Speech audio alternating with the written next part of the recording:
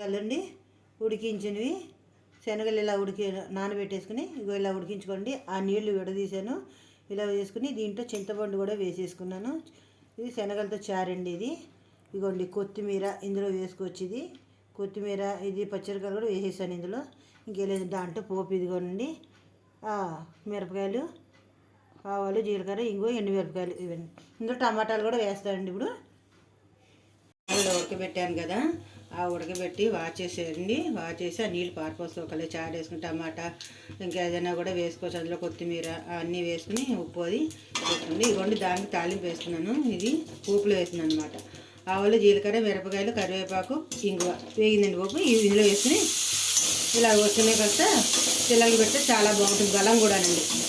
ఆ శనగ నీళ్ళు వడపోసినవి కూడా చక్కగా పోపు పెట్టుకుని టమాటా అవన్నీ వేసుకుని పెట్టుకుంటే పిల్లలకు కూడా ఆరోగ్యంగా ఉంటుంది, బలం కూడా వస్తుంది. ఇవి చక్కగా పిల్లలకి పెట్టండి, బాగుంటుంది. నిమ్మకాయ రసం కూడా వేయచ్చు దీని మీద. నిమ్మకాయ పిండుకోండి, కావాలంటే కారం పిండుకొని నిమ్మకాయ వేసుకోండి. పులుపులుగా ఉంటాయి నిమ్మకాయ వేసుకుంటే. దీంట్లో ఇలా మగ్గి పెట్టుకుంటే ఒకసారి నీళ్ళు వేసి పోపులో శనగలు బాగుంటుంది. ఇలా ఉడికించేసుకుని నానబెట్టుకుని వడపోసేసుకుని ఉడికించేసుకుని ఇలా పోపులో వేసేసుకోండి.